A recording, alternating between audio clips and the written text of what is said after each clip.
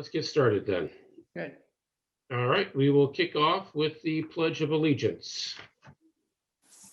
Start us off. I pledge allegiance to the flag of the the United States of America and to the republic for which it which stands stands one one nation, nation under God, indivisible, indivisible, with with liberty liberty and justice for all. All right, can we have a roll call, please? Jason Brandt, Here. John Larkin, Here. Allison Pinkett Floyd, Here. Kristen Osmundstad Walsh, Here. Virginia Carlson, Here.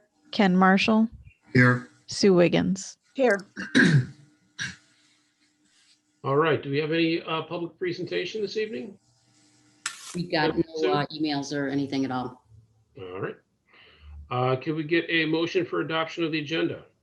Can I make a motion to adopt the agenda as presented? I second it. Question and a roll call vote, please. Jason Brandt, Yes. John Larkin, Yes. Allison Pinkett Floyd, Yes. Kristen Osmundstad Walsh, Yes. Virginia Carlson, Yes. Ken Marshall, Whoops. Couldn't hear. Sue Wiggins. Yes. All right, motion carries. Item B, or what do we got? Item 6 here. Can we get a motion for approval of consent agenda item? Can I make a motion for the approval of consent agenda items? I'll second. Whatever. Do we need any discussion this evening? On consent agenda? I see one correction that needs to be made to the closed session meeting of December 9th. And I forgot to call it to someone's attention earlier. Is it a material change, Sue? Just changing a word from closed to open, that's all. On page 4, little letter A, trustee Wiggins to enter into closed session, it should be open session.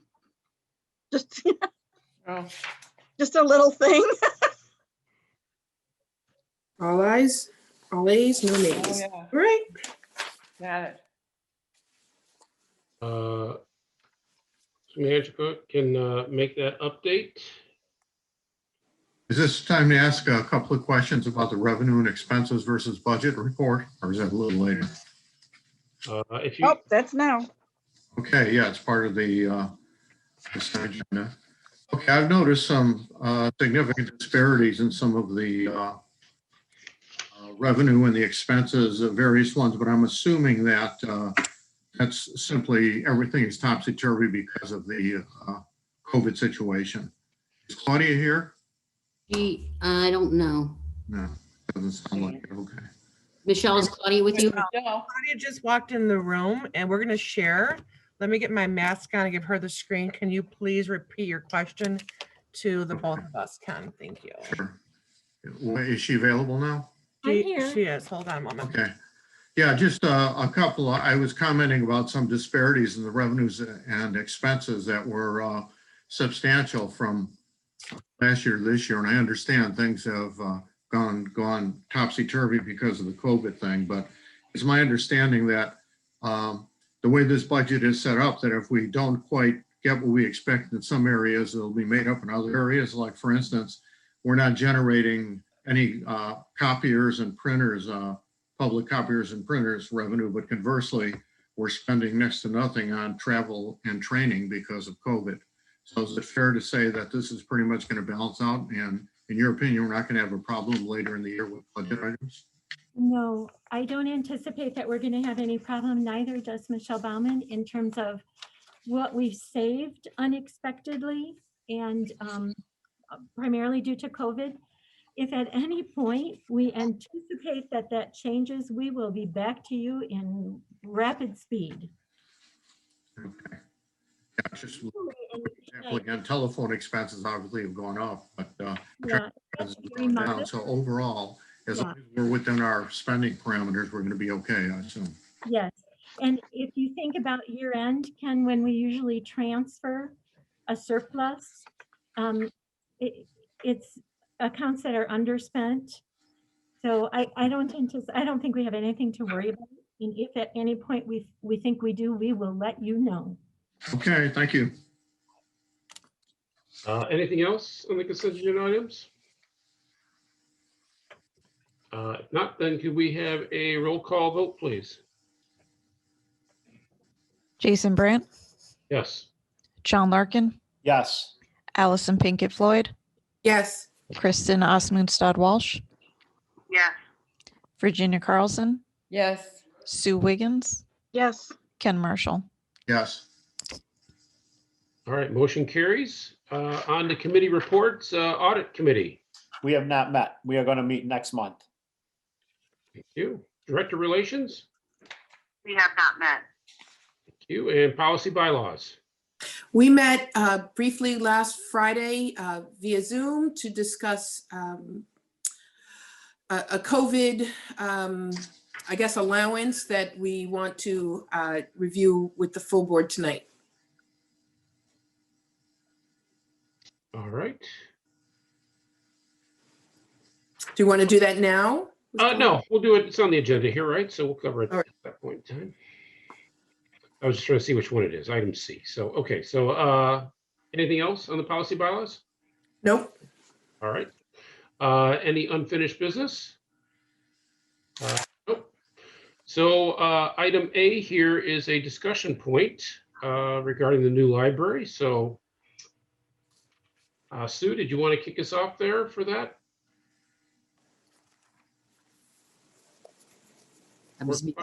Yeah, this is going to be a presentation from Sean and Jack and maybe Fred, and I think Joe is here. So most of the gang is all here. So who needs to share the screen?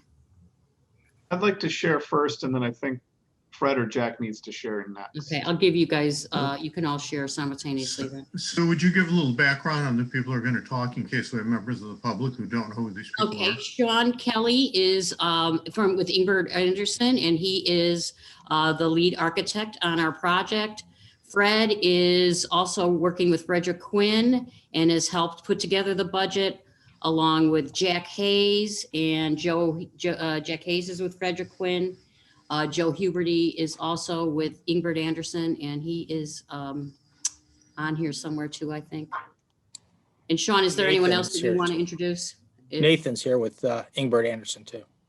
Yeah, a couple of people from Enberg Anderson, Nathan and Kano are also here just to, in case I get something wrong, they can correct me. I'm going to go through this pretty quickly. I mean, you've all seen the presentation. During the estimate period, which is what we're going to discuss tonight, we try to slow things down on our end. We don't want to get too far ahead of that snapshot in time that we provided to Frederick Quinn, which is what they're basing their estimate on. So, we tend to think it's a little foolhardy to move forward without understanding the cost. So we are moving incrementally forward, but we're not making big leaps. So everything you've seen here, you've seen before, more of a reminder so that when we talk about the budget, if we need to go back to something, we can do that. But we've basically completed our design development phase. We've submitted documents to the village, basically preliminary engineering, preliminary site, and some preliminary building. Hopefully all of you know, or if you've been paying attention, or if not, we're moving through the planning and zoning process very well. We got unanimous decision from planning and zoning. We had one city council meeting and it went really well, responded to any questions they had. And then tomorrow night is our final city council meeting for planning and zoning, and we are on the consent agenda. So hopefully that goes really well. A couple of images just to go through our building, primarily masonry and glass and some accent materials. You're looking along Main Street. If you haven't, just to remind everyone, we have a nice kind of glass element on the north side of the building. And then we have glass along the east and the west sides, but those are shielded with sunshades and baffles. Also on the north side, we have a little bit of a plaza, which I think is well, it's in shadow in most of the images, but it's on the north side. It kind of wraps around to the parking lot side of the building, which also has an entry, as well as our book drop and drive-through services window. The south side also has some glass and a different shading method there because of how the sun angles, vertical on the east and west and more horizontal on the south. The building is basically 2 floors with a basement. Our basement is generally devoted to mechanical with a little bit of storage. The first floor is the main floor to enter from both Main Street as well as the parking lot. We have our meeting room, our hub space, and then the children's services. A little bit of staff space as well along the east side of the building. Patron services and child youth services and maintenance primarily take up this floor. On the second floor, we have teen as well as a hub zone, which accesses our media studio, conference space, computer lab. The majority of the adult collection is up there, along with study rooms, adult workroom, technical services workroom, some staff's lounge, and administration is on the second floor. We showed last time a couple of concept images for the interior of the building. We haven't really advanced the rendering or the finishes portion of this, as we are waiting to talk about the numbers later in the presentation. Most of the work that we've been doing is coordination between consultants and with the village. There's still, after we get through planning and zoning, there's still the permit process, and we're going to basically kick that off with them on this Friday. So let me just here. The red, so this is the project overview. The red indicates that we've been through schematic design and design development, and that today we're giving you the phase update. The next phase, and I have a preliminary schedule on the next page, will take us through construction documents. That is basically where we're going to take the design that we've been talking about and put together the working documents that we provide to Frederick Quinn, in which the contractors take those documents and build the building. The green represents the public bidding phase, and then the blue disproportionately represents the construction phase. And I believe right now we are assuming about is it between 16 to 18 months of construction? Actually, it's a little bit longer than that. Okay. Basically April to next September. Okay.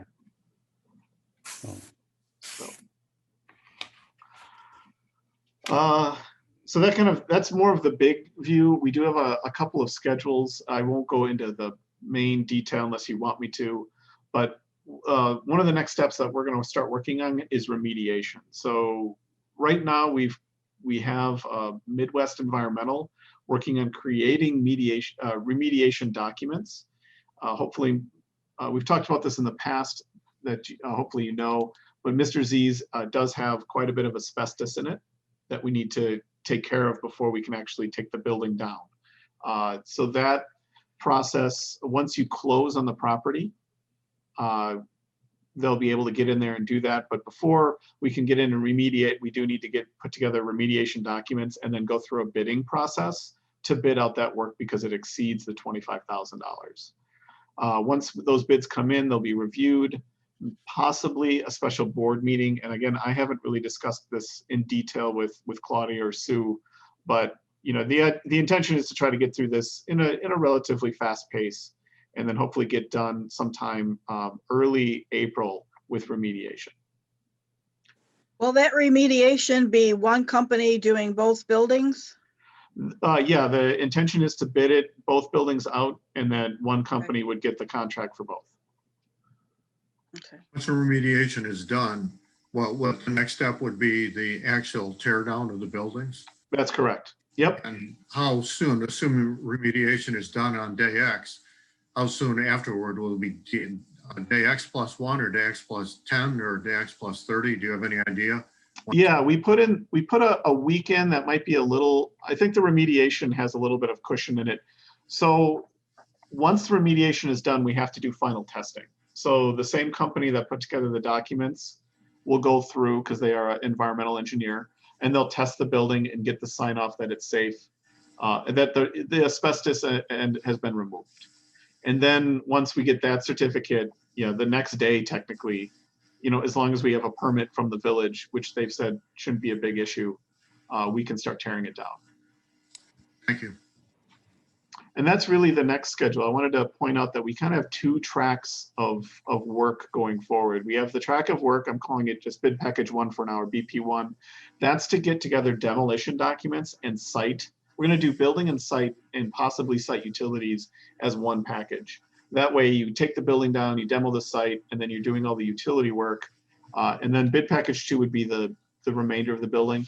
Now, again, this is preliminary. I want to talk with Sue, Claudia, as well as Frederick Quinn to kind of get this down. But I really have outlined about 5 workshops throughout that period. And I think we're trying to get done as early as April with documents.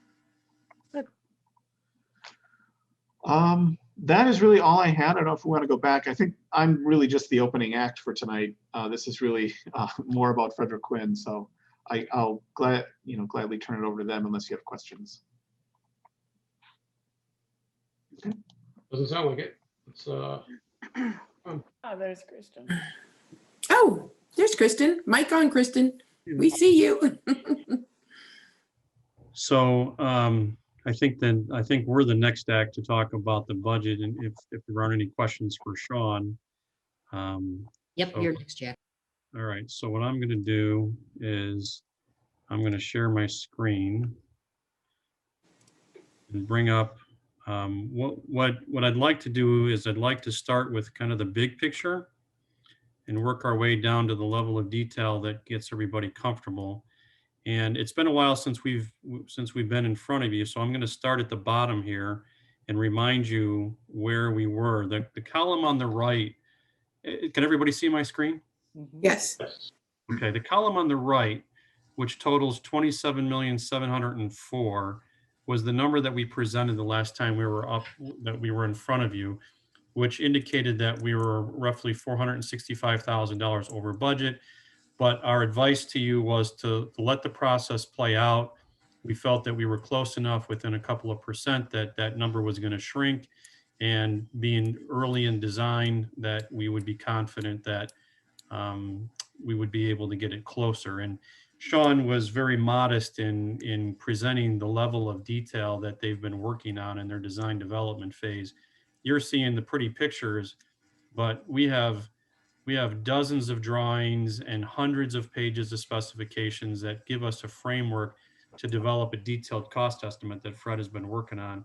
And that's brought the number here in this column to the second to the right to a total of 27,400,000, which shrinks that overage to 161,000.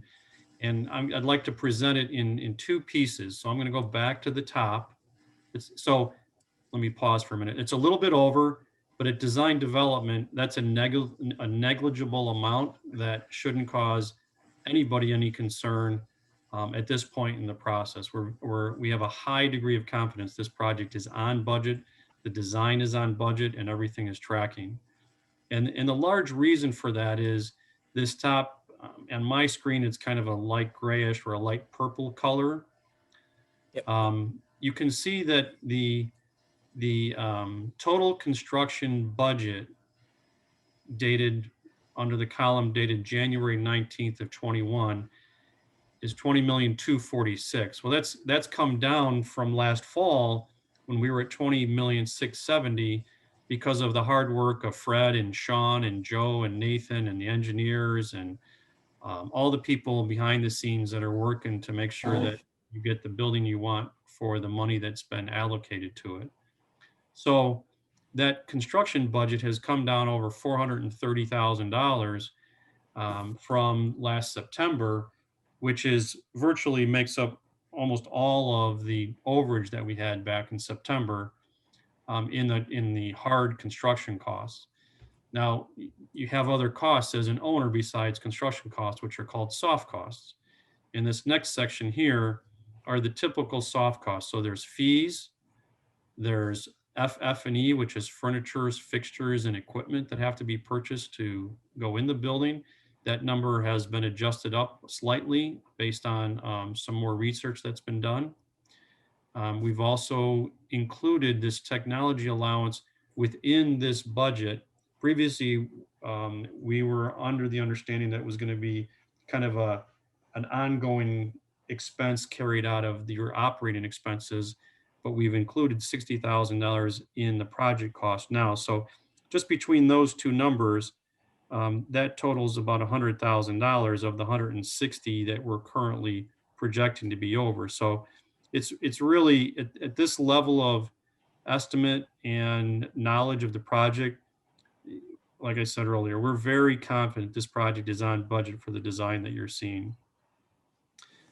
So there's soft cost, and then there's some other miscellaneous costs that are down here. The largest of which is the purchase of the property has yet to be accomplished. And that number is adjusted slightly because there was that that parcel, kind of easement parcel that, Little strip in the back, south. right, that was captured. So those are the three major components of the master budget: is the construction, which is the biggest cost; the soft costs, which are fees and design fees, permit fees, and furnishings, fixtures, and equipment. And then we have these other costs, which in your case, the largest one is the cost for the purchase of the property. So we also have another spreadsheet which goes division by division through the cost of the construction budget. So you can see what's going on with the budget with concrete, steel, painting, mechanical, electrical, but and we have some alternates to talk about, but I want to pause there for a minute to see if there are any questions before we go any further. I don't have any questions. Okay.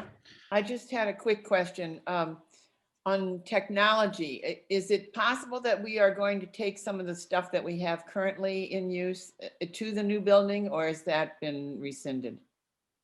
Oh, we'll definitely be bringing some, the newer equipment with us. This That's is what I just thought a when we a purchased question. it. We're going to need additional equipment. We've got a computer lab. We're going to need more computers, say in the teen area, things along those lines, and additional staff will need computers. So we'll need additional, but it's also the infrastructure of the technology that we're talking about too. Things like switches and possibly wireless access points. Usually we say those are by owner. They can be included in the project, but that's why we wanted to put some allowance in there to make sure that we covered any of those items. Yeah, typical construction project will get you the cabling infrastructure in the racks, in the IT closets, and the power to all of those locations so that you can plug in your equipment is basically what the construction budget would include. Sean and Fred, does it make sense to talk about alternates before we go into any detail? I think we could. Okay, so Fred and Sean, if you guys want to talk through these alternates that you've been carrying and developing for the district, why don't you guys take the lead on this? I John, can want to explain materials. Yeah. So alternate one, everyone saw that accent material on the building when we were looking at the renderings. On So the north corner. Yeah, north and south, right? Yeah. So we asked Frederick Quinn to provide pricing for two different systems. The system that's in the budget is a cement board panel system. This is a very standard system out there. It's a commercial grade system. It's not like homes. Sometimes people equate it to what is on houses. It's not that. It's a different product than that, but it's very similar. The other system we had priced out was a metal panel system. And sometimes we see these systems a little bit closer in price. This one seemed pretty far apart. So what you're seeing in the budget is the cement board. What you're seeing as the add alternate would be to change that to a metal system. And I think right now we're kind of recommending that they're not very close. Typically the benefit of a metal system is generally longer lifespan of the product. Cement board is still a very long lifetime product. Metal is just considered to be longer but I don't think for $184,000, I don't think there's a good value there. So I think we would stick with the cement board siding personally, but we had it priced out and we wanted to share that with you. How long is long? You said the cement board is long, the metal is longer. Right. The standard warranty for a cement board is about 20 years, but it'll last. It's cement. It'll last for quite a long time. Usually the warranty is more related to color change. So within 20 years, you're not supposed to notice a color change within the product. And then after that, it can start to fade over time. But the nice thing about cement board is you can always paint it if you really want to.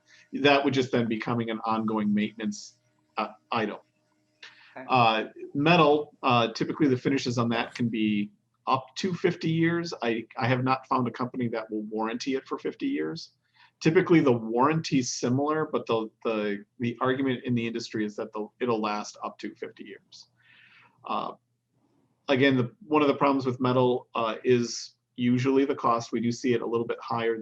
We just feel this is excessively high. If it was closer to like $10,000 or $20,000, maybe 30, I think that might be a good argument. But 184, you'll never see the return. Yeah. So. Thank you. Alternate 2. This is the one that I think we've had the most discussion about, and this is one that I'm really hoping that we can kind of get some direction from you tonight, because this does play a significant factor in our design of the building. So this is the cost to increase the structural steel as well as the foundations to someday take a 3rd story on the building. Now, I want to talk through a little bit. Library loading, if you're not familiar with it, is one of the heaviest loading out there. It's 150 pounds a square foot, which exceeds what people typically think as parking structures are. People usually equate to a very heavy load. It's not. It's heavier than that. Books weigh a lot, and that code requires a very heavy load. So that's 150 pounds per floor as we stack up. All that needs to come down onto the foundation. So this isn't just $822,000 for additional steel, which a big part of that is steel. It also is much larger foundations, very sizable. So that all added up. We actually did, work through this to some degree. The reason we were looking for some direction on that tonight is this really is, it's not really an alternate. It's a different, you're taking one structural system and you're taking another structural system. It's not, you don't really alternate. It's 2 designs going forward if we need that alternate. So that's why I wanted to bring that one up. Sean, one of the other things that we have included in that number is putting a concrete roof deck on, so that not only is the steel structure heavier, we're also putting the concrete on the roof structure, so that when in turn you decide to go up with the building, you have a concrete roof that when you take off the roof to put in the new structure, you can protect it a lot easier than trying to tear off a roof. It's a good point, right? It's another whole floor now. Right. The way the budget is set up now, this 822,000, is that factored in the numbers we already have, or that would be on top of the numbers that we already have? This is on top as an add. All the alternates right now would be in addition to what we're showing. Okay. And of course, if we had this done and we wanted to try and expand in, say, 15 or 20 years, we'd have to go through the whole process with the village again, and they could say no. If they say no, then we've spent this over $750,000 and it hasn't done us any good. Is that correct? Right. The biggest issue that we would probably run into with you expanding the building in any factor, either horizontally or vertically, is going to be parking. So if there's a way to acquire more properties to expand parking, going up shouldn't be an issue, or going horizontally or going out wouldn't be an issue, but it's probably going to fall down onto parking. The remaining variances, we didn't really have any variances. We have conditional uses. We're generally conforming to all the zoning requirements minus parking. So that's really I'm sorry, we'd have to get an exception to go up though, because there's a certain height that we can't go above. And in theory, they could say, well, no, we'll let you expand sideways, horizontally, but we don't want, this sore thumb sticking up in the middle of the village. It's going to be too tall. And that's my concern, that if we invest in that and then we get a village board or a planning commission that says no, and then we, if we want to expand horizontally and they say no, okay, they said no, it's unfortunate. But if we sunk $800,000 into this, assuming we could expand upward, and they say no, then we're out the $800,000. Is that correct? That would be correct, absolutely. Yeah, right now the zoning does not allow a third story on your building. Correct. And we're concerned, of course, in the future, for one thing, we may not need it, but more importantly, if we need it and they say no, we either won't let you expand or add on horizontally, sideways. Okay, maybe they'll let us do that, but then we've got this concrete bunker that's going to withstand a blockbuster bomb maybe, and it's not doing us any good because we can't use it to go up. I mean, that's, you said you wanted some feedback, and that's kind of my feeling, that my inclination, unless I can be convinced otherwise, is to say no, that we'll go with what we've got, save the 800,000, and if we have to expand, because I feel this library is built to be 20 or 30 years down the line and service us the way I understand it. So it's not like, well, in 5 years we need more space. And I think with given the money involved, my inclination, and I'm only one of 7, my inclination is to say no and go with what we've got. Any other questions from the board or thoughts? Well, I think as what Ken is saying, coupled with the parking issue, it's something to really wonder if that's a good move for us to spend the money to make it such for 3 stories. And then,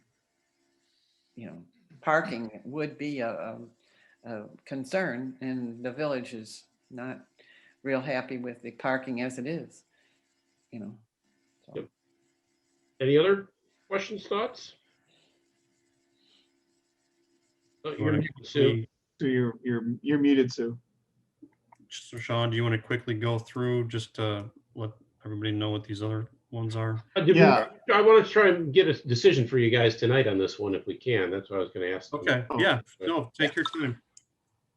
Take your time. Sue, were you going to say something? You're still on mute. No, I was, Kristen, something's screwing up and I was talking people are Sue. getting kicked out, and we can't figure out why, but if you do, just send me a text or an email and I'll get you right back in. I was muted, so I was asking Sue to unmute me because I couldn't unmute myself. Oh. But I agree with Ken. I would be very reluctant to put $800,000 toward something that first of all, we don't know if we need. And second of all, we have no idea if we would be able to get approval from a future, library board, village board to build up. And I seem to recall from a couple meetings back that Jack or Sean saying building horizontal would be the same need for parking as building up. So I don't know that spending $800,000 to fortify ourselves to build up makes sense at all. So I would be very reluctant to put money into that at this point. Okay. I would say I would feel similar to what you guys feel here. Appreciate, we wanted to investigate it right and see if there's made sense to future-proof the building a little bit for a future board to have a easier decision. But I think based on where we are with the budget that we saw earlier and the expense for this one, that really doesn't add anything right now. I would say no as well. My thought. John? Yeah, I just got unmuted. I absolutely agree. We do not need this. I think it could be removed as a alternate right now. Okay, as you consider that together, just make sure that you understand what Sean is saying is that at this point, we can't design 2 structural systems. We're either going to go with the building the way it's designed, or without this, or you would go with it. So it's kind of an all or nothing proposition at this point, which is fine. I support what you're saying. I just want to make sure that's clear. That's how I'm voting, to remove it and be done with it. Yes. Okay. Great. I agree. Let's exit it right now because it's just not practical. And the future holds. And again, we're building this building to serve the community for hopefully 25, 30 years, you know, as, Oh, yeah. and if something comes up in 30 years, well, they can deal with the 10, but I don't want to spend $800,000 on the chance that we might need to expand in 30 years and hope that we can get the village board to approve it, expand vertically, that is. So I say, take it out now. Okay. May want to build a satellite library at a different site. Okay, we're not going there, Fred. Okay. Let's stay on point here. All right. Right. Alternate 3. Yep, so alternate 3, Well, one sec, I know Sue Sorry. Wiggins is trying to get off and mute. Sounds like, Oh, I okay. don't know if Sue Wilsley, if you could help her get off and mute like you did for Kristen. Who's trying to get off of mute? Sue Wiggins. Sue. Oh, Sue Wiggins. Oh, Oh, Sue Wiggins, yes. Haven't heard from Allison either. Is she still with us? I'm Yeah. here. oh yeah, she's right there. Yeah, Sue's muted. I can't find her on the list. Just Sue is all it is. Allison, while we're waiting, Allison, what do you think? Well, so I totally get the economies. The original discussion was about economies of scale, right? If we didn't want a future board limited the way we've been, we wanted to give them every opportunity if it was necessary. I mean, we don't know what lumber is going to need in 30 years, but as Ken said, it's not really our problem 30 years from now. You know, who knows? Things could be very different in the world, I guess. So planning ahead for it. I guess my only reservation about it, and when it was first brought up, we said to ourselves, if we didn't do it now, it would never be able to be done. And if that's still my understanding, then, you know, I'm good with that decision if we don't do it, but you know, there's not going to be a third story ever if we decide that we're not going to do the foundational support now. So if you know, if that's the decision that the board makes, you know, I can live with that. But that was why we explored it. Right.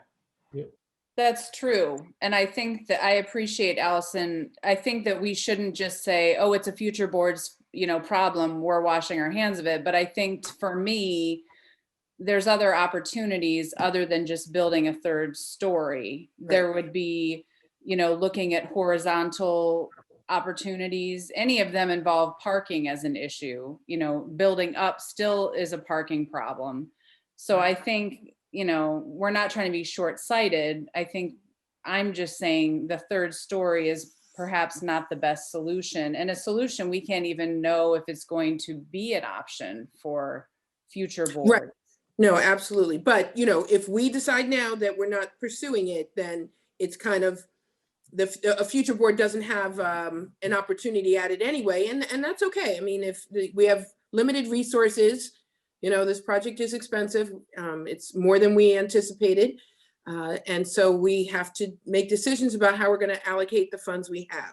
And so if, you know, a third story just is too far down the road to commit to, that's fine. There are other things that are maybe more important at this time here in, you know, at the beginning of the project. All right. Just Sue, a do quick, you have any last thing you wanted to add there? It looks like you're off of mute now. Sue Wiggins. I think about our current building and how it's had additions made to it because we outgrew it. And we look to the future. Some proponents will say, well, everything, you know, digital is the way of the future. Well, I don't always agree with that. I think we should plan to expand, but the dollar figure that, you know, that this would incur is not small chump change. Right. I don't have the money personally to give to the library for my desire to allow for a expansion of a third floor in the future. I just wish we could do it, but for 800,000, I think we need to look at the bottom line. Okay. I just want to quickly add that I think Allison may have inadvertently mischaracterized my position. I don't have the position that, well, it's a board's problem in 30 years. It's not our problem. My position is that we don't know what's going to be needed in 30 years. Oh, I agree with you, Ken. Well, wait, if the future board needs to do something, they can't expand. They can attempt to expand horizontally, or they can set up a smaller branch somewhere or do something else. What I'm saying, we are indeed limiting a future board from expanding vertically. But I simply don't think that the potential need to expand vertically, being as contingent as it is worth $800,000. No, I'm not disagreeing with you at all, Ken. Totally get that. All right, I think we got this one done. So Right. I think we can move on here. For the team here, we can take that one off the list and we can go on to alternate. We can drop the third story, any planning or any bidding on it or any investments, and we can just move on. Very good. Okay. Sean? Alternate 3, there was interest in providing a green roof. So what we looked at for the green roof is a modular tray system. It's a deep tray, so it's 8 inches, which is considered a thicker tray. There are thinner trays, but we found that the thinner trays require a lot more maintenance and just don't last. Like the plants don't thrive as much. Many of your peers out there do have some green roofs. I work with one right now that has a 4-inch system, and I think there's months of the year that it's great, and there's months of the year that it really struggles. But I do know it's a maintenance issue. So the 8 inches, in our mind, lets the plant stay healthier longer. So we went with an 8-inch deep. It's basically 8 inches of soil with mainly more of a low grow. That, you know, the plants don't get that high. You're never going to probably ever see them from the ground. They don't get that tall, but it does provide a longer or better robust and more healthy system. Additionally to that, the roof system does add a lot of weight to the building. So we have a typical roof on the building right now. It's typical roof loads for snow. Part of this budget includes beefing up the building structure. The structure does need to carry that load of the tray system. We'd also recommend an irrigation system up there, or just more of a drip irrigation. Every place that we've done a green roof with an irrigation system has been a lot, you know, it can last a lot longer. You're going to get droughts typically towards the end of the summer, and you know, the 8 inches sounds like a lot, but it's still not that much to really carry the green roof, you know, for an extended period of time without water. So that's what's included in alternate 3. It would go down if we went with more of a 4-inch system. So I don't want you to think that there's not other options out there, but we went with what we felt was probably the best choice for you, and that is in that 8-inch system. So the nice part, go ahead. How much of the building are you planning on in that alternate? Right now, it's over the south and north side of the common corridor. So it's basically the entire roof. Yeah, everywhere but mechanical. We have some rooftop mechanical equipment. It would go everywhere but there. What would maintenance be, say, on a yearly basis or something like this, roughly? I know you can't do it for time, but. Sorry, Ken, you broke up a little bit. I'm asking about yearly maintenance, the annual cost for maintaining something like this. So you're going to get, so the system that we usually, in a tray system, the nice part is it comes pre-planted, pre-established, and you get a warranty. So in that can range, but usually 2 to 5 years. So anything that dies off in those years, they should come back and replace it. And that kind of eliminates kind of a replacement maintenance cost for at least a small portion of it. But it's getting someone up on the roof, mainly to just pull weeds and identify problem areas. I don't have a budget for you, but you know, it could probably be added onto your landscape budget for a reasonable price. I would assume a couple $100 a month. But usually it's weeds and making sure that nothing, you know, gets too dry. What would be the life expectancy of a green roof tray system?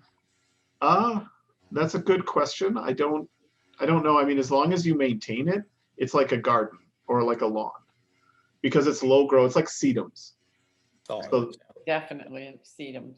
yeah, so I would think as long as it's maintained, it would be indefinitely. If you don't maintain it, it'll probably wither within a few years. And most places that I know that have had green roofs have not had good success from them. I think maintenance and return for investment is, I would say not to do a green roof from what I've learned and what I know about things from master gardening that I do. Green roofs have not been as successful as we'd hoped. We have had some success with deeper set. You can go deeper than 8 inches, but usually we've been doing those more where people can see them, and then Right. there's a much more desire for people to maintain them. And it really comes down to maintenance. If you don't take care of your lawn, it doesn't do as well. Same would be for your roof. Right.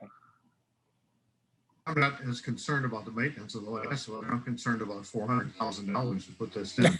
Yeah. Because that's a, you know, I consider myself to be pretty ecologically aware, and still for $400,000, that's a lot of money for a green roof. I mean, it was half of that cost. Yeah, I'd give it some serious thought, but I'm just put off by the amount of money. And as Ginny said, if there are going to be problems with it anyway, I mean, we don't need, you know, additional problems and additional, hopefully only a few that may come up with the building itself. So I'm just, as much as I'd like to have one, I think it's simply too expensive. So I would say that we should not go in that direction. Is alternate 3 and 4, is that an either or is that you both? Well, I'll go back to 3, and what I'll say is that 408 is the whole roof. So we could always take that back. The less you do, the less it costs.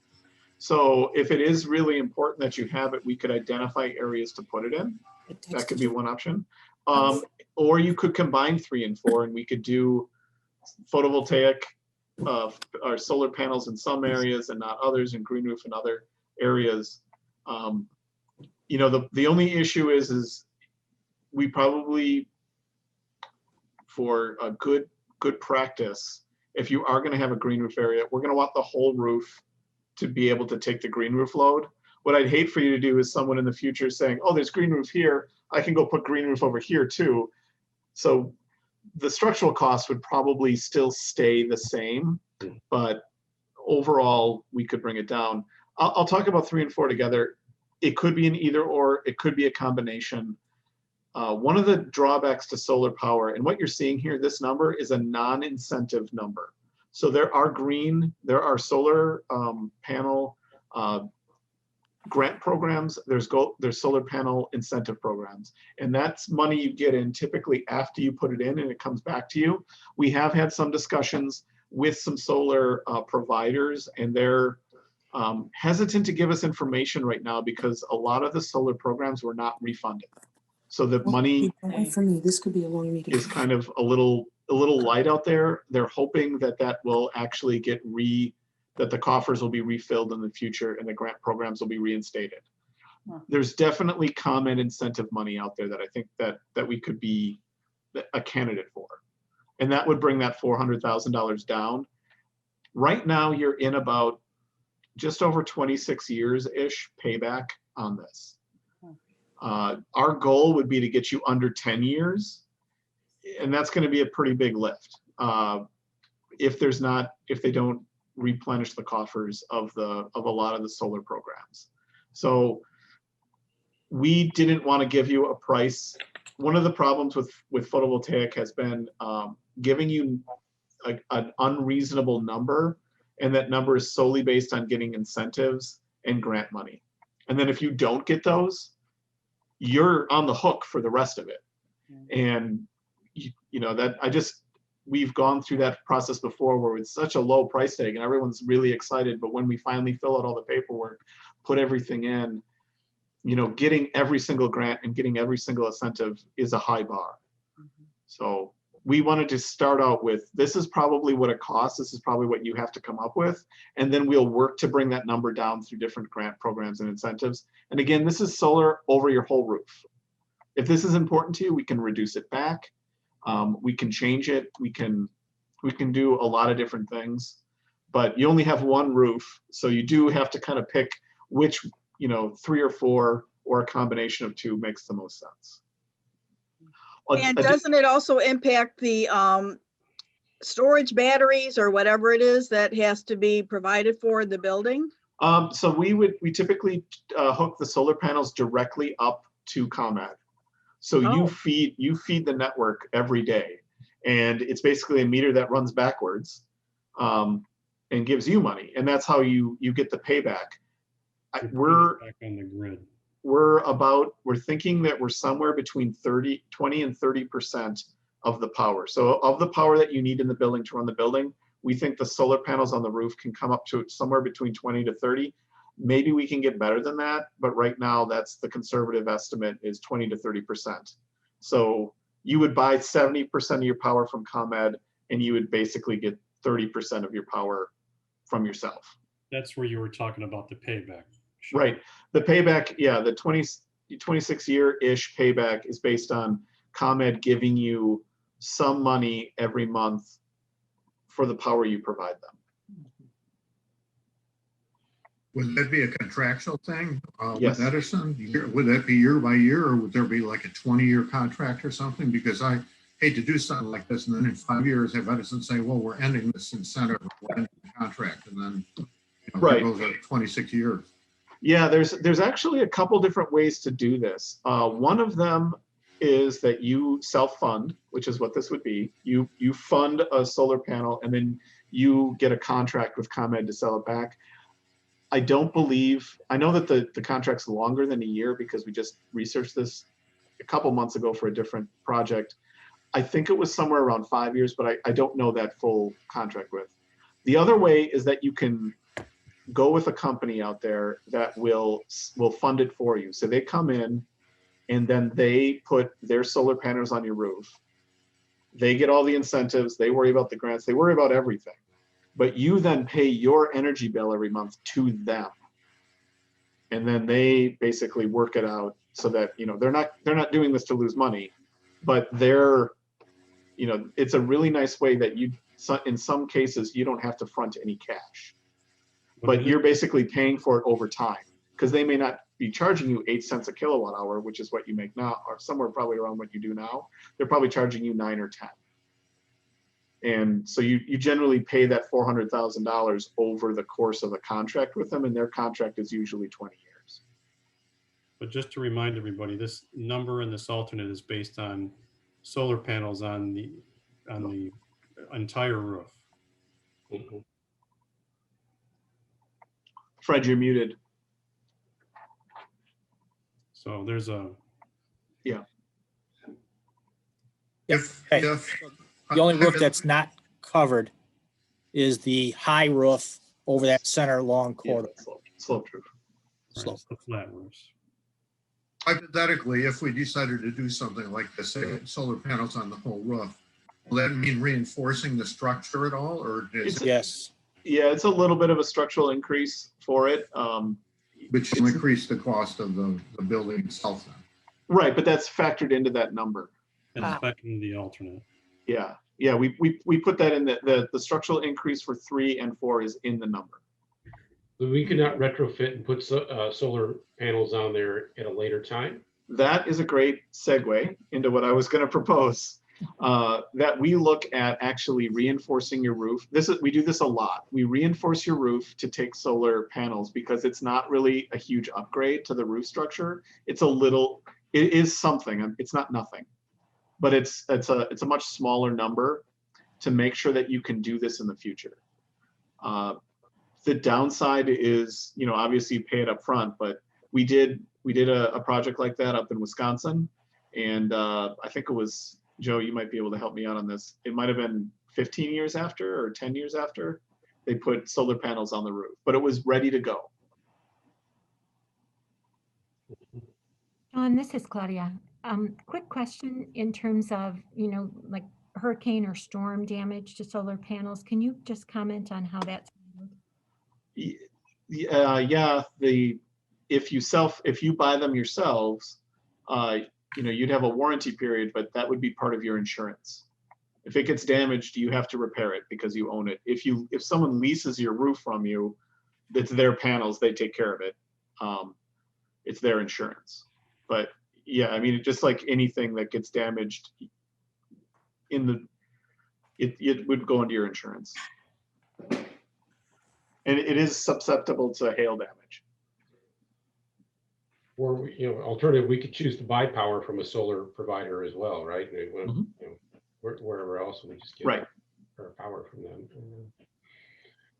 We're doing the same thing. The other thing, if we want to make it a little bit more of a show thing, we do have that sloped roof that does face south.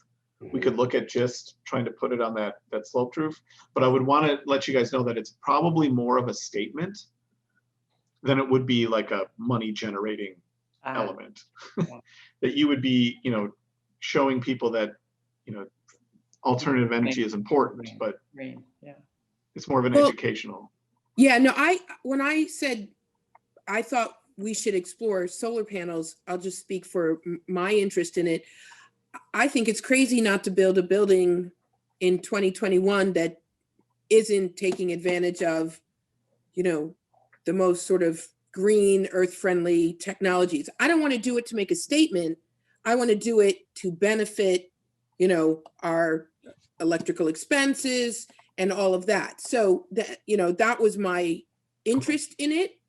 I don't know cost-wise, if we offset, if there's, if over time we offset the cost of electricity, it's obviously expensive. I don't want to do it just as a statement piece. I would want to do it to be efficient.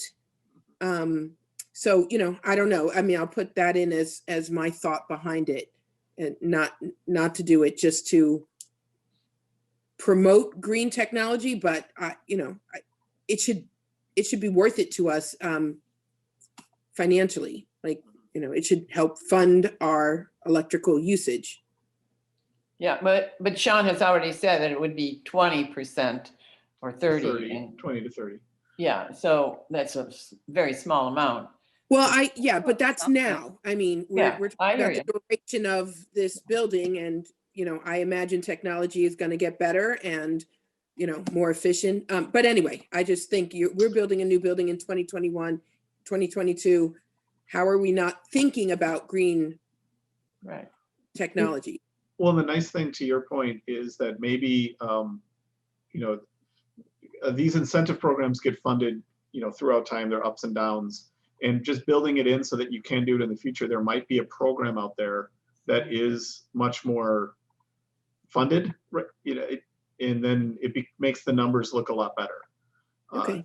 I'm still planning to have further conversations with our solar panel consultants to try to figure out what incentives are out there, but they wouldn't respond. They wouldn't give me kind of that kind of information when I tried to get it specifically. Okay, I do like the idea of somebody else maybe having the solar panels on us, but I don't want the electricity that we generate to cost us more. So I was a little surprised that was, if we're lending them the roof space, that, the charge back to us would be more than what we're currently, did I hear that right? We're currently paying.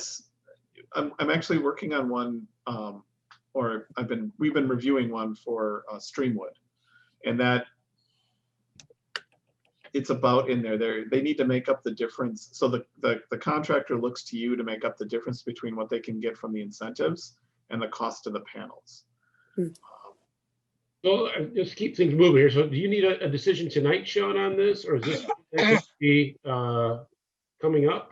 I think that, based on the schedule, I think these 3 and 4 could move to your next board meeting. But at some point I would like some direction on it, especially because I need to let my structural engineer know how we should proceed. It sounds like there's probably not as much interest in the green roof from the group here, but it sounds like maybe a little bit more detail on the solar panel piece. And what would it take just to do the infrastructure piece on the roof to support that cost?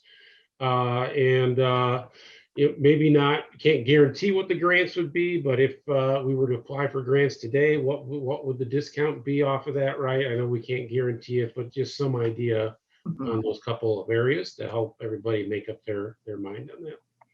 Even the possibility of preparing the roof for a potential future installation. You mentioned that would be some cost, but you didn't give us a rough number. I don't expect an estimate to the dollar to the penny, but suppose that we do that, and then in 10 years, there are all kinds of incentives and the expenses come down, and you can do put the solar panels in for half of what they would cost today. And what would it cost us to prepare the roof so that a future board would have that option? Let me get a better answer from my structural engineer to Fred. Okay. I would want that broke.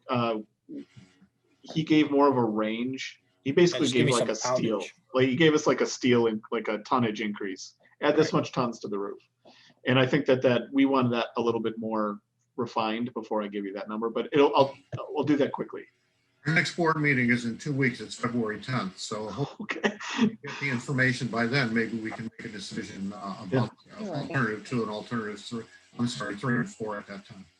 3 and 4, yeah, I think, good idea. Does that sound okay? Yep. Okay. Great direction, thank you. The 5th alternate, and we can go back at any time. What's in the plan now in your board, not your meeting room, your large multi-purpose meeting room, is like a kitchenette function. And there's many ranges of this. It goes from, standard sink, dishwasher, that's what's in there now, up to the ability of a commercial kitchen. Now the commercial kitchen allows you to basically prepare food in the library. And that would be more for programs and things that people could come in and provide that service to the community.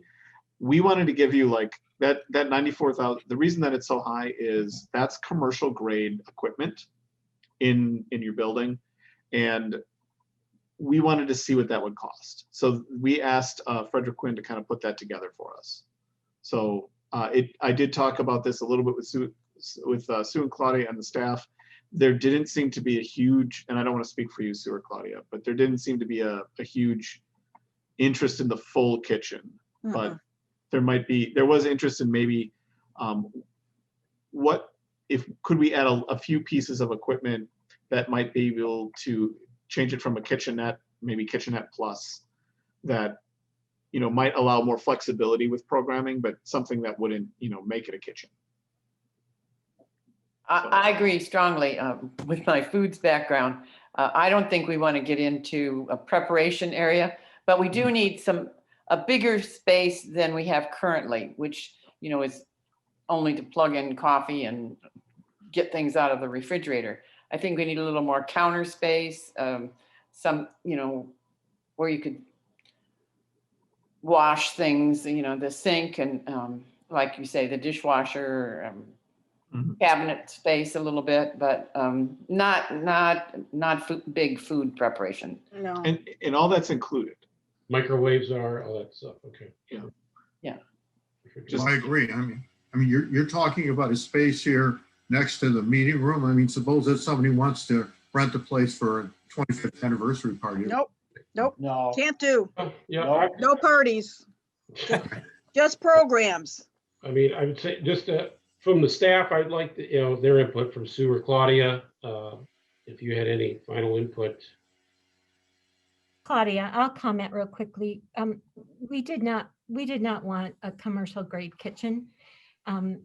We wanted perhaps something a little more than a kitchenette because, we don't take staff out for a brunch or anything like that. So something that would allow us a little more flexibility in terms of, keeping things warm, a little more refrigerator space.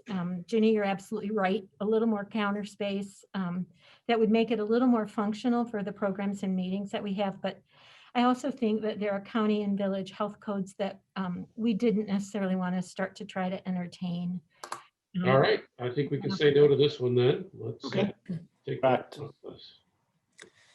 And then just so that you know, alternate 6 is a snow melt system on the both east and west entries to the building. That is in the budget above. Oh, that's very good. Yeah. Very good. All right. Well, we'll definitely work on that photovoltaic one a little bit. Alternate one, did you guys need an answer on that one tonight at all? Alternate one there, or metal? Or did we give you a final answer on that one? Metal versus cement? You did, and I kind of gave the recommendation that I don't think it's really as worth Okay. it, but I'd be, I'd say- yeah. Okay. Okay, Just so put then on that concrete. one too. John, any concerns from you on the cement board? No, I have no problem with it. I'm all for it. Okay. All right, we're good on that one too. Any other questions about things on the budget here that you'd like to go a little bit more deep into? I did want to clarify technology systems. The building will have technology that, you know, like all the wiring, all the data, access control, paging, that's all in, that's not in this technology line that you're seeing on your screen. Technology line is really, you know, a few computers, wireless access points, you know, network switches. Switches, that's the main thing. Is it's the start of getting your system up and running for what you're going to bring over, basically. Yeah, I guess the only question, is there anything not in here that somebody's going to ask us for later on that we should know about now? Not that we know of. Not that, Right. not that we know. I can't ask for more than that, but I'd like to know. You know, we've had a lot of really great meetings and workshops with your staff, and we've brought up a lot of different things. And this is, you know, this budget represents, you know, what we've been asked to provide. And then, you know, we do have a nice background in libraries, and we've been bringing some suggestions to the table as well. So I think it's a great combination of all the, you know, definitely needs, but also some wants. I do have a quick question. Yes. At one point, we were talking about maybe doing some kind of environmental pavers for the parking lot. Yes. Are we just doing asphalt? Yes. Yes. Okay. I We'll do think it's environmental pavers in the patio area. patio area. Okay. Yeah, we have a drain system, but underneath the pavers, I believe we're putting down a concrete base, a permeable concrete base, so the pavers shouldn't move. Okay. I guess the one thing, Sean, I'd say this for the board, that we do have, it's looking at about $1 million of contingency in here as well, right? So That this is true. budget is. Yeah, that's a good point, Jason. We still are carrying a 5% construction contingency, which will carry through the project, but we also still are carrying over $200,000 in design contingency right now, which at the end of DD and the amount of work that Engberg Anderson has done in putting together the documents, it's a nice little cushion to have as we go into construction documents. But that's another reason why we have a high degree of confidence that the total project budget is in good shape right now. And I'm not saying that in any way to minimize all the work that Fred has done in putting together a comprehensive budget. And I'm just gonna, just because how much effort he takes in putting these together, I want to at least quickly share it with everybody. Because what it does is it goes through every single aspect of the project, compares the schematic design from September to the design development budget, from demolition to concrete to masonry. And you can see there's some ups and there's some downs between the numbers because we got more information. The quantity takeoffs vary. There's a lot of science behind this. Like this one, woods and plastics, things change. We put them into different bid packages. We move things around. We think about how we're going to bid it, how we're going to build it. So there's a lot of work that goes into this that Sean and Fred led in getting through this whole process. And this is the detail, and there's a lot more detail behind here. We're just trying to show you the summary sheet down to, you know, Every trade. right, ceiling tiles, carpet patterns. How much is the pattern? You know, how much is the tile? Where is the tile going? How many whiteboards? And then all the way into the heavy things like elevators and fire protection and fire alarms and plumbing and HVAC and equipment and electrical and light fixtures. And so there's a lot of detail here, down to how many yards of dirt have to come off the site, how many trees are going into it, how much paving there is. So again, this is the effort that Fred and Sean put into getting you where you're at today. If you have any questions on anything, after you've had a chance to look at that separately, we're happy to answer any questions you have. We can forward the information to you guys later tonight or tomorrow. All of That'd be the, fine. All right, any other questions on budget? Nope. Nope. Very detailed and very informative. Thank you, everyone. thanks so much. Thank you. Thank you. Wow, it's Thanks. impressive. Very exciting. So next on our docket is Jamie Racklin, and he is going to just give us a little update on the process of the bond process and up the timeline on it. Go for it, Jamie. Terrific. Thanks. Hi, everybody. You can hear Jamie, me? Jamie. good. Hi.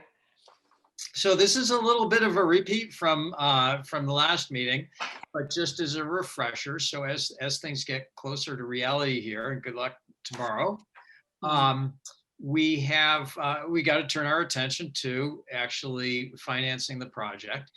So we did go through all those steps to authorize the bonds. So we're square there.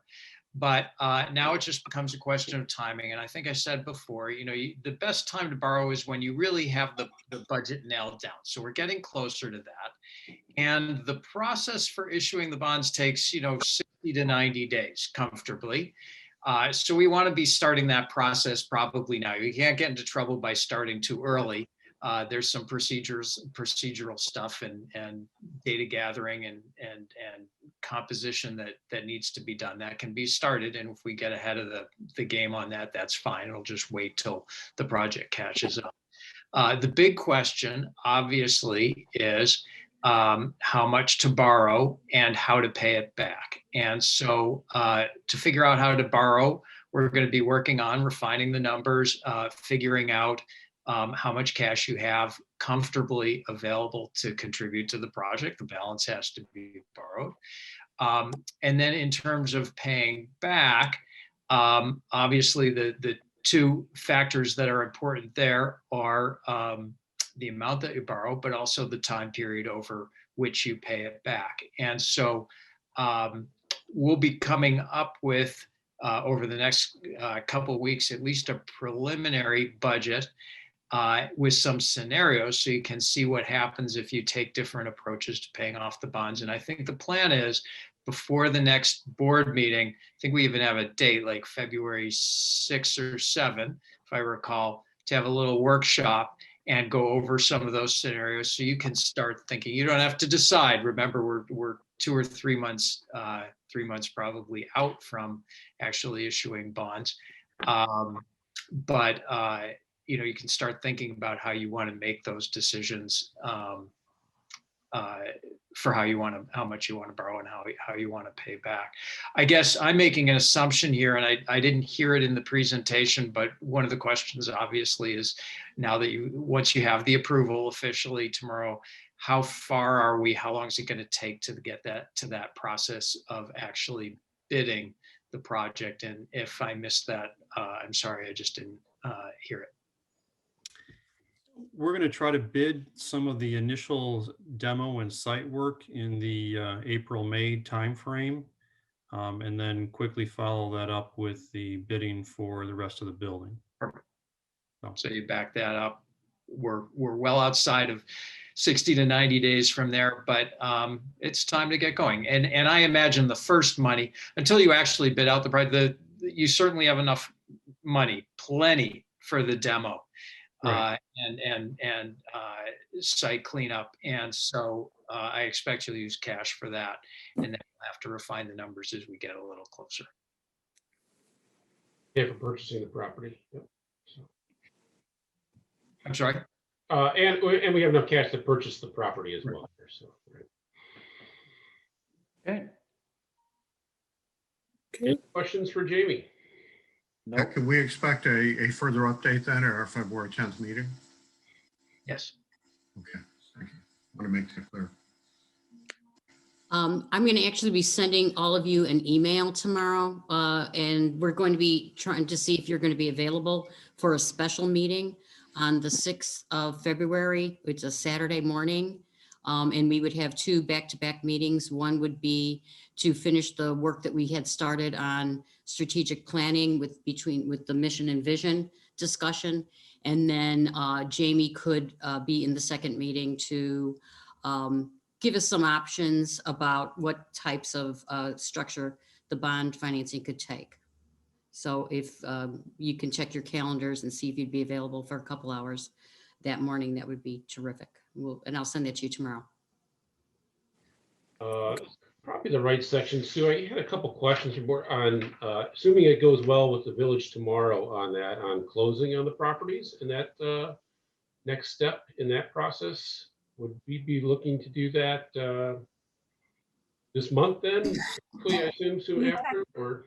Jason, are you talking about closing?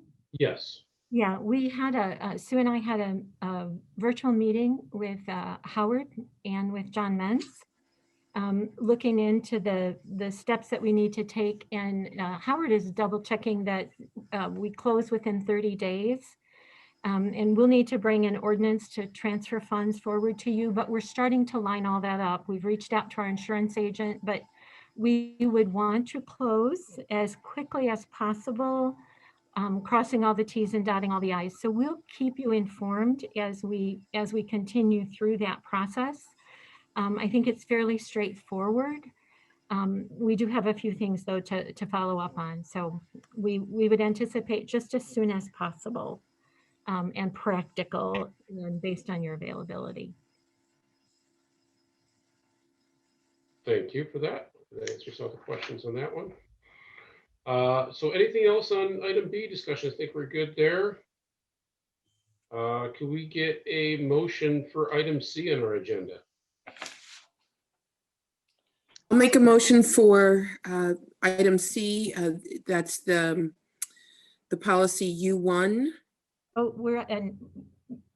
Is the wrong one, Claudia? Yeah, that should be D. The C is the Families First Coronavirus Response Act. Oh, okay, got it. Sorry. I'll make a motion for the Family First Corona response. I think you got to read the whole thing directly. Oh, okay. Sorry about that. Had it in front of me then. We're good to sign off, right? Yeah. Yeah. All right. Okay, got it. Thank you. Thank you. Yeah. Thank you, Bye-bye. Jamie. Okay, so action item C, I make a motion to ratify the extension of the Families First Coronavirus Response Act, FFCRA, benefits to March 31st, 2021. I second. All right, any questions on this one? Oh, sir.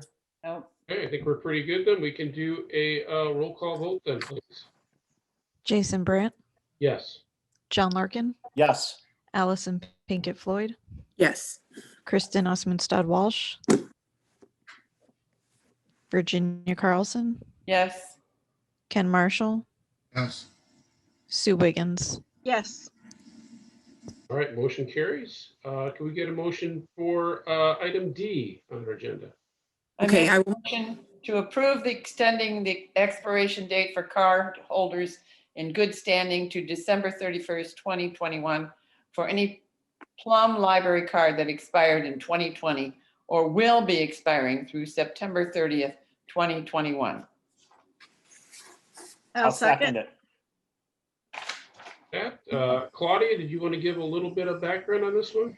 I can, or Allison can, but I will bring up just one thing really quickly. We had an edit that was suggested. We wanted that statement in the board packet, but the policy committee met after, and we want to add a qualifying note.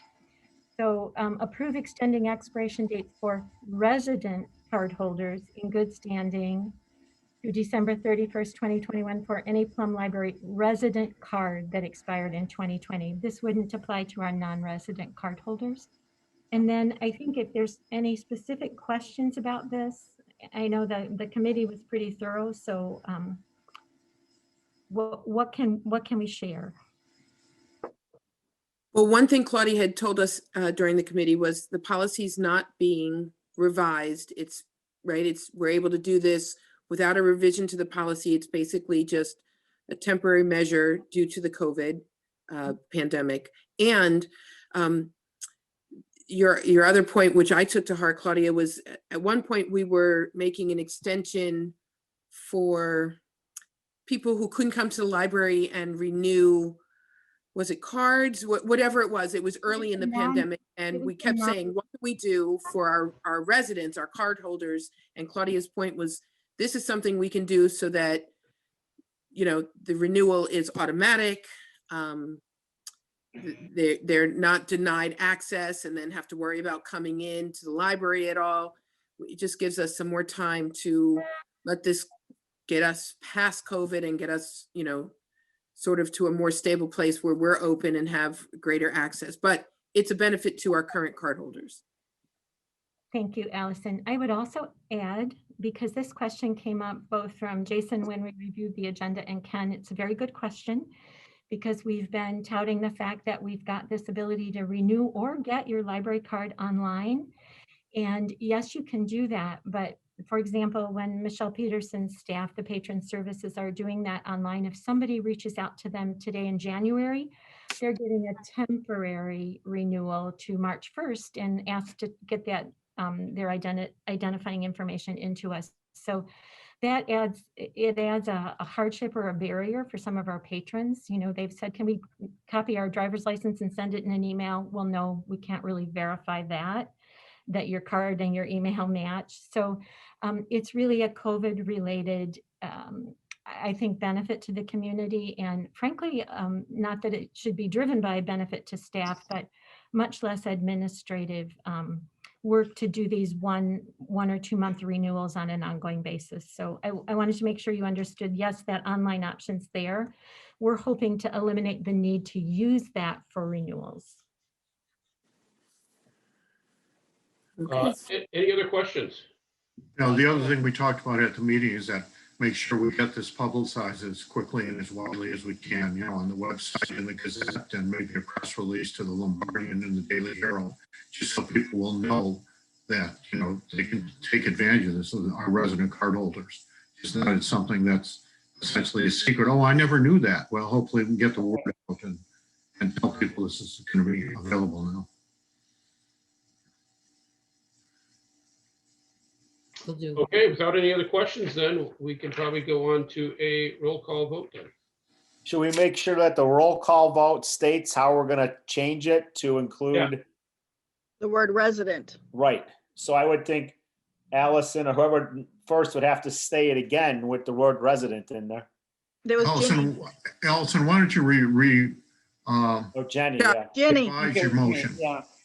Okay, so I make a motion that we approve extending the expiration dates for resident card holders in good standing to December 31st, 2021 for any Plum Library. Resident.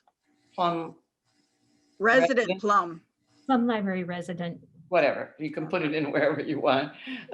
Plum Library resident card that expired in 2020 or will be expiring through September 30th, 2021. Good job. Second that.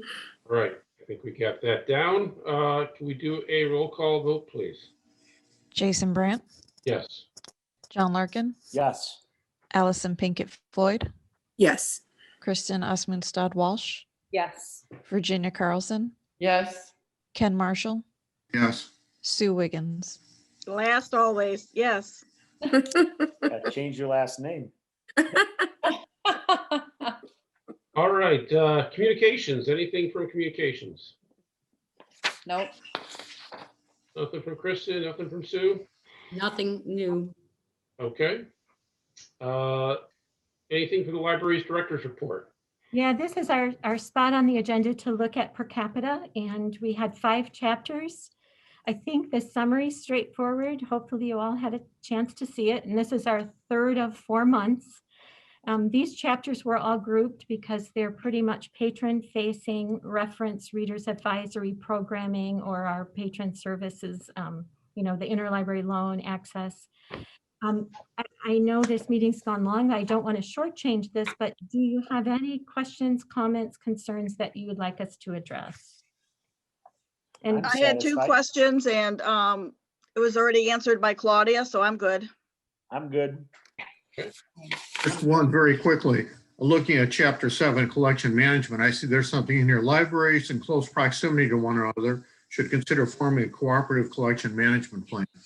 I assume we'll be working on that because when we had a strategic planning meeting, there were some, in the survey, some people were complaining about the genealogy, that they couldn't find stuff here. And I mentioned that, and I don't see any point in having Ellen, Villa Park, and Wheaton and Lombard all have the same genealogy. That's an example where we can maybe work on stuff and then say, well, they have a better collection in Wheaton or a better collection in Glen Ellen than us. And somebody could do the opposite, you know, when we have a better collection. Is that being worked on?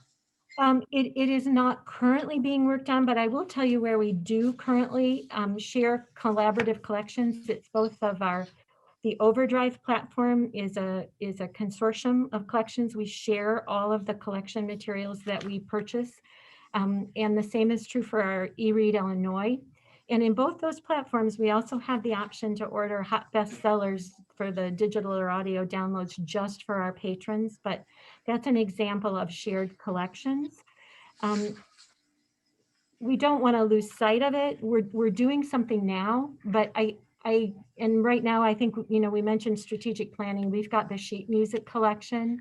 The one thing you'll see when we cover marketing and technology, our last 2 chapters next month, what we want our focus to be on is making or increasing, improving the awareness for our patrons that these other collections at other libraries are available to them. Right. So I think, Ken, what we've taken, the approach we've taken is to try to better educate, better improve the awareness, and maybe make it even a simpler way to find. And that's something you're going to see on our marketing coverage next month. All right, if there's no other questions or comments on that one, I think we can move on to anything else in the library director's report then? No. Okay. Departmental reports then. I only have one question, and this is about the upcoming West Suburban Library Legislative Zoom meeting. I've gone to where we went to the convention center, you know, and met with either the legislator or their aide. I don't know how being in a Zoom meeting, you're going to have one-on-one time with the person that you need. Sue, have you had any experience with something of this magnitude? No, but I do know that ILA, who sponsors this and organizes it, they did do a completely remote conference this past fall. So they have the technology to be able to put people, say, like into breakout rooms, like we're going to do later, and to be with your individual legislators if they show up to the Zoom, that type of thing. It certainly won't be as intimate as being able to sit at a table with somebody.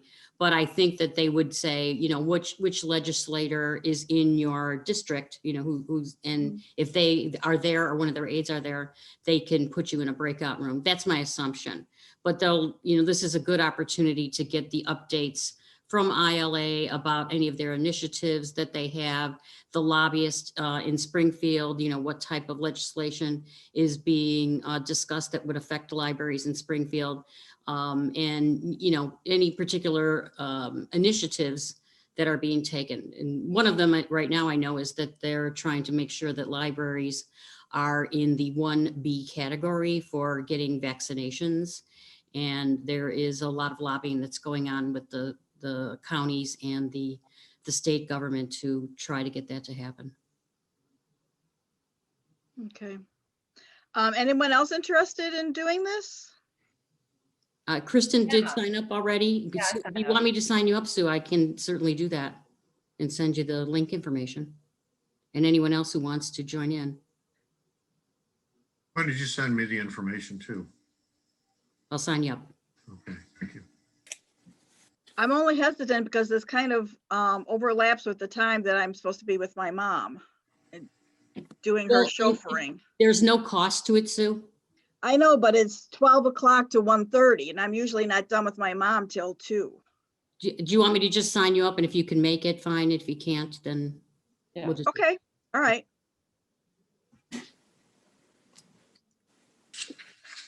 All right, anything else on department? I did like the year in review packet. I thought that was nice going through that one. Yeah. Put that together. I agree. Very nicely done. I also think that the website looks really nice. I haven't explored every nook and cranny of what I've gone through. Very nice job, I think. New Thank website.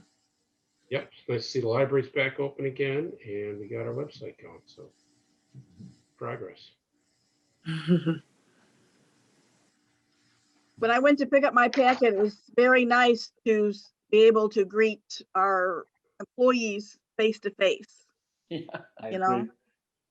Yeah, has that transition gone okay, Claudia and Sue? Yeah, it really has. And we'll be working on, looking at when we can bring back internet appointments as well, probably not for a few weeks. And we opened on the 13th, and I think it was, I don't remember which day this week, it's all running together, if it was Monday or Tuesday, the governor moved us to tier 2. And there is a lot of discussion on the listservs about, okay, what's your library doing? When are you reopening? And a lot of them haven't yet opened for people to browse. So I think that's a good sign for us that we're there. And it was really exciting for staff to have people back in here. If I could do a cartwheel, I would have. I was so grateful.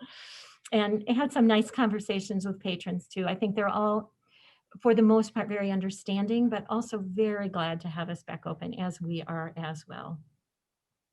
I think this past weekend, we had the maximum capacity we have right now is 40, and we had up to 20 visitors. So yeah, I think many people are still hesitant, but for those that really miss it, we are available for them on those open hours. They come in and out quickly, but it's really nice that they're able to go get their own materials, and the kids can come in and find their books. But they don't want to be here very long either. Sure. Okay, anything else on departmental reports? Excellent. All right, can we get a motion then to go into closed session? Jason, before we do this, I'm gonna excuse myself from the meeting. I had previously talked to you about it. I don't know how long it's gonna last. There's no point in leaving during the middle of it. So I'm gonna excuse myself at this point. Then you guys can go in. You won't have to worry about me leaving. Okay. All right. Everybody have a good evening. Thanks, Night, Mike. John. Night. Good night. All right, we have a motion to go into closed session then.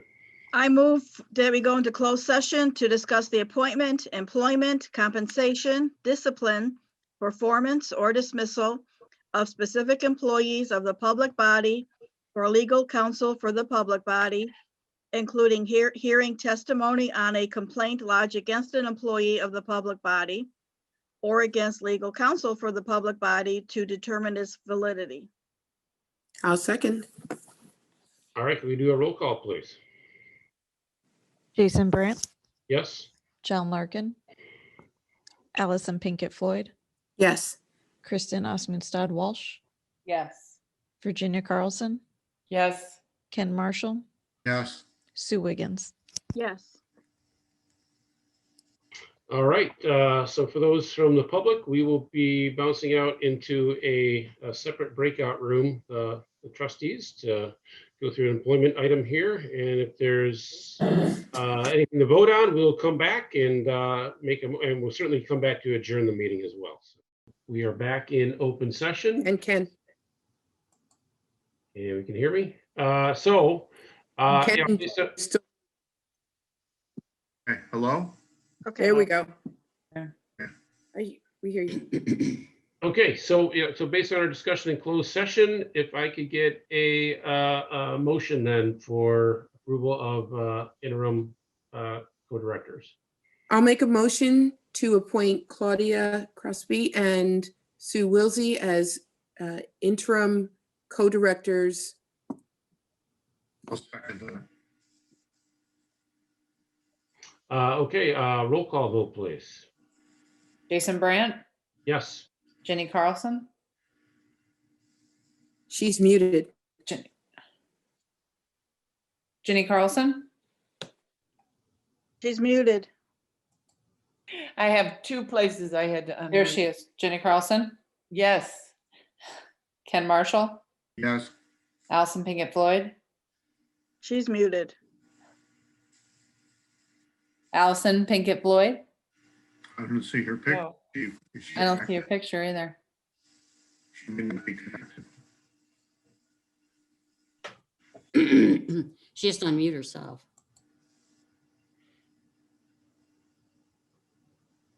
Allison, are you with us? Allison, unmute.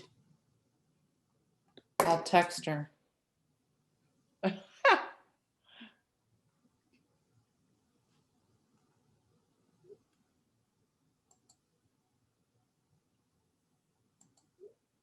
Hopefully her battery didn't die right then, huh? Could be. You did make the motion and you do have. Oh, a yeah, quorum, she made the motion, right. And you have a quorum. Yeah. Well, she just would have a no vote for her then. Oh, yeah, Who maybe else? her battery died. Okay, so Sue Wiggins Yes. and Kristen Osmond Walsh, yes. All right, that would give motion carries. Right. Can I make a motion to dismiss the meeting? To adjourn. Adjourn. Adjourn, yes. 10:25. Second. We are Second, adjourned. Ken, second, okay. Thank you, everyone.